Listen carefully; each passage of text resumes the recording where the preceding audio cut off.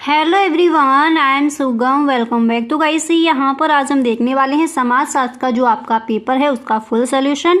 तो ये वीडियो आपको एंड तक देखना है। वीडियो को आप बिल्कुल भी स्किप ना करें अगर इस बार के बोर्ड एग्जाम में समाजशास्त्र के पेपर में आप फुल मार्क्स लाना चाहते हो, ठीक है।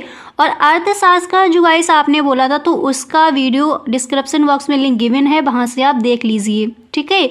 एक ही वीडियो में जो भी आपके इम्पोर्टेंट क्वेश्चन है अर्थशास्त्र में वो सारे ही क्वेश्चन आपको एक ही वीडियो में मिल जाएंगे। वहाँ पर यहाँ पर हम देखेंगे कि आपका समाजशास्त्र में कौन कौन से ऐसे क्वेश्चन है जो मोस्ट इम्पोर्टेंट है। तो अतलग उत्तरीय प्रश्न में पहला प्रश्न आपका क्या दिया गया है उसको देख लीजिए। फर्स्ट क्वेश्चन है कि स्पष्ट कीजिए कि राजनीतिक दल ही सरकार का गठन करते हैं। तो आपको स्पष्ट करना है कि राजनीतिक दल ही सरकार का गठन कैसे करते हैं। तो गाइस देखिए, आप लिखोगे कि राजनीतिक दलों का एक महत्वपूर्ण कार्य सरकार का गठन करना है। इसके बाद आप लिखोगे कि निर्वाचन में जो दल बहुमत प्राप्त करता है वह सत्तारूढ़ दल कहलाता है। और आप लिखोगे और अन्य दल विरोधी दल कहलाते हैं। ये विरोधी दल सरकार की अनुचित नीतियों की आलोचना करके सरकार को लोकहित का कार्य करने के लिए राजनीतिक दलों का संगठित होना आवश्यक है। राजनीतिक दलों के अभाव में सरकार का गठन असंभव हो जाता है। तो इसका आप स्क्रीनशॉट ले लीजिए। क्वेश्चन आपका यहाँ पर क्या दिया गया था कि स्पष्ट कीजिए कि राजनीतिक दल ही सरकार का गठन करते हैं, ठीक है। तो वो किस तरह से करते हैं यहाँ पर आपने देख लिया। अब गाइस इसके बाद नेक्स्ट क्वेश्चन आपको कौन सा तैयार करना है, चलिए उसको देख लेते हैं। और अगर आपको ये वीडियो पसंद आए तो आप वीडियो को एक लाइक ज़रूर कर दें। तो चलिए गाइस पहले यहाँ पर हम देख लेते हैं कि समाजशास्त्र में जो आपके मोस्ट इम्पोर्टेंट क्वेश्चन है, यानी पूरी बुक से मोस्ट इम्पोर्टेंट क्वेश्चन आपके कौन कौन से हैं। तो चलिए गाइस पहले उन क्वेश्चंस को देख लेते हैं एंड इसके बाद जो आपका समाजशास्त्र का पेपर का फुल सोल्यूशन उसको भी हम देखेंगे। तो जो मोस्ट इम्पोर्टेंट क्वेश्चन है पूरी बुक से, तो पहले हम उन प्रश्नों पर यहाँ पर डिस्कस कर लेते हैं, ठीक है। तो चलिए गाइस यहाँ पर हम देख लेते हैं कि समाजशास्त्र में यहाँ पर आपके कौन कौन से ऐसे क्वेश्चन हैं जो मोस्ट इम्पोर्टेंट है, ठीक है। तो वीडियो को आप बिल्कुल भी स्किप ना करें, ये वीडियो आपके लिए बहुत ही हेल्पफुल होने वाला है। पहला प्रश्न यहाँ पर एंड सेकंड क्वेश्चन, दो क्वेश्चन पहले देख लीजिए। दिए गए हैं कि समुदाय को परिभाषित कीजिए, यानी समाजशास्त्र के पेपर के लिए जो भी आपके इम्पोर्टेंट क्वेश्चन हैं वो सारे ही प्रश्न यहाँ पर आपको बताए जाएंगे। पहला प्रश्न समुदाय को परिभाषित कीजिए, ठीक है, इसको आप तैयार करेंगे। नेक्स्ट क्वेश्चन है कि उपनिवेशवाद का क्या अर्थ है, समुदाय को परिभाषित कीजिए। अगला क्वेश्चन उपनिवेशवाद का क्या अर्थ है, इसको आप तैयार करेंगे। अगर गाइस आपके पास समाजशास्त्र है, सोशियोलॉजी सब्जेक्ट आपके पास है, तो बिल्कुल भी इस सब्जेक्ट की आपको टेंशन नहीं लेनी है, उसकी पूरी तैयारी आपको कराई जाएगी इसी चैनल पर।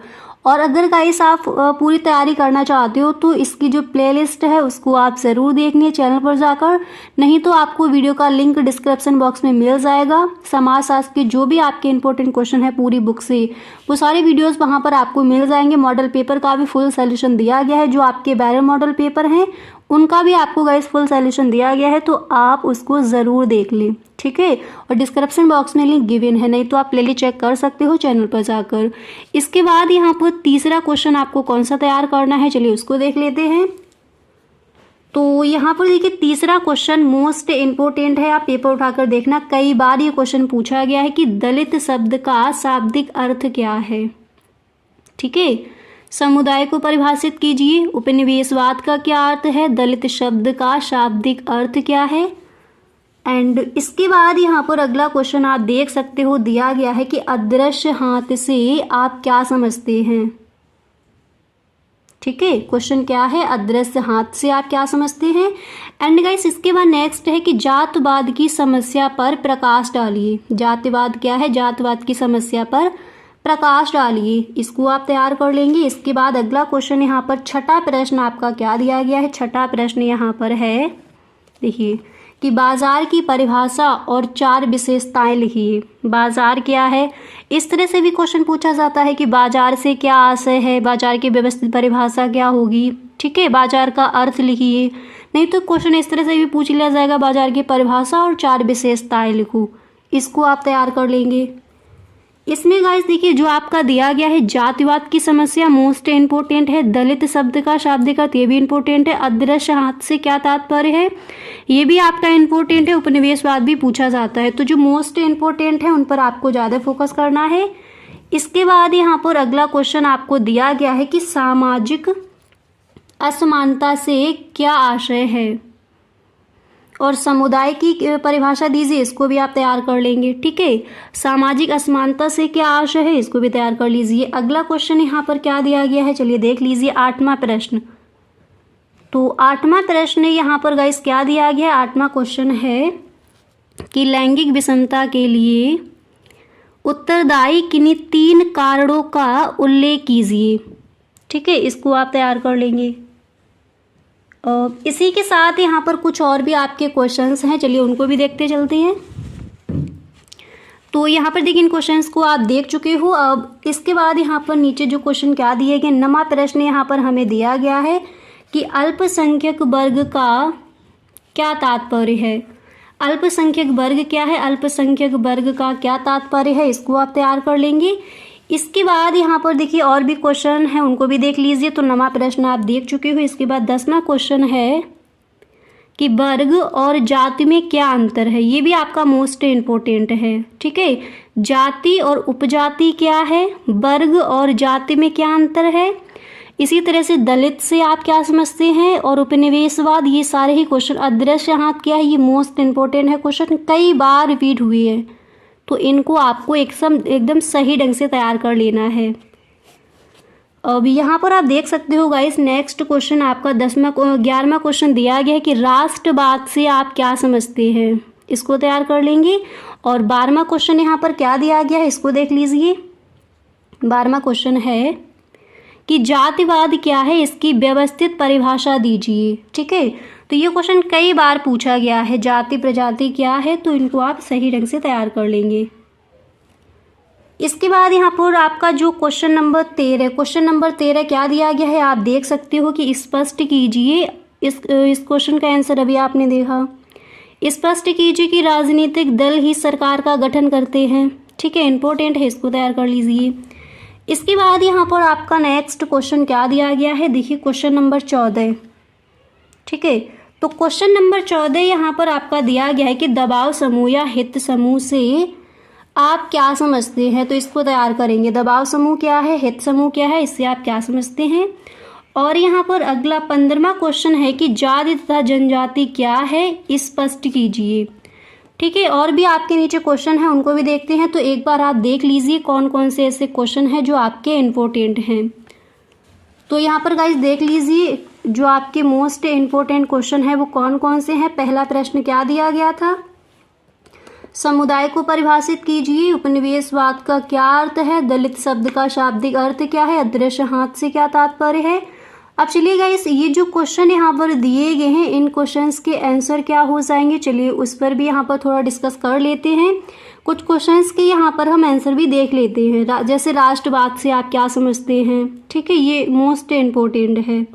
सामाजिक असमानता से क्या आशय है, और दलित शब्द का शाब्दिक अर्थ क्या है, अदृश्य हाथ से क्या आप क्या समझते हैं। तो अदृश्य हाथ ये भी इम्पोर्टेंट, इसका भी आंसर यहाँ पर देख लीजिए। और दबाव समूह या हित समूह से आप क्या समझते हैं। तो चलिए कुछ क्वेश्चंस का यहाँ पर हम आंसर भी देख लेते हैं। और जो भी क्वेश्चन यहाँ पर दिए गए हैं ये सारे ही क्वेश्चन गाइस आपको तैयार कर लेने हैं, क्योंकि सारे ही क्वेश्चन आपके मोस्ट इम्पोर्टेंट हैं इस बार के बोर्ड एग्जाम के लिए। तो चलिए गाइस पहले इन क्वेश्चंस का आंसर देख लेते हैं। इसके बाद जो आपके विकल्प रह गए हैं समाजशास्त्र में, उसका आपका एक अलग वीडियो आपको मिल जाएगा। पूरी बुक से जो भी आपके विकल्प इम्पोर्टेंट यानी जो ऑब्जेक्टिव क्वेश्चन आपके दिए जाते हैं, तो वो कौन कौन से आपको तैयार करने उसका आपको आइडिया लग जाएगा। तो एक ही वीडियो में सारे ही आपको वो दे दिए जाएंगे क्वेश्चन। ठीक है, तो चलिए इन क्वेश्चंस का यहाँ पर पहले हम आंसर देख लेते हैं। तो देखिए गाइस यहाँ पर आपका क्वेश्चन क्या दिया गया है, क्वेश्चन है कि दबाव समूह या हित समूह से आप क्या समझते हैं, और ये क्वेश्चन कई बार पूछा गया है। ठीक है, तो दबाव समूह या हित समूह से आप क्या समझते हैं। सबसे पहले आपको हेडिंग डालनी है दबाव समूह, या फिर हेडिंग आप डाल सकते हो हित समूह। और इसमें आपको लिखना है कि समाज के कुछ संगठित समूह अपने अपने हितों की सुरक्षा के लिए शासन पर ऐसे कानूनों को पारित या ऐसी नीति का अनुसरण करने के लिए दबाव डालते हैं।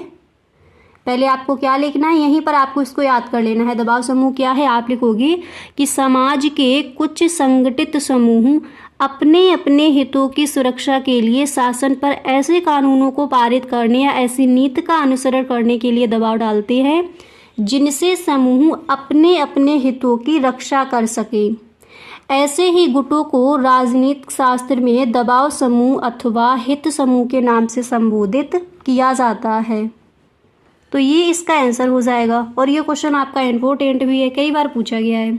ठीक है, तो दबाव समूह या हित समूह से आप क्या समझते हैं, इस तरह से वहाँ पर आप लिख कर आओगे। और जो आपके अतलग उत्तरीय प्रश्न में मोस्ट इम्पोर्टेंट क्वेश्चन आप देख ही चुके हो। आगे जो भी आपके महत्वपूर्ण क्वेश्चन हैं उन क्वेश्चंस पर भी हम डिस्कस करेंगे। तो मिलते हैं गाइस नेक्स्ट वीडियो में। अगर सच में आपको ये वीडियो अच्छा लगा है तो please tell me in the comment box. Okay, thank you so much.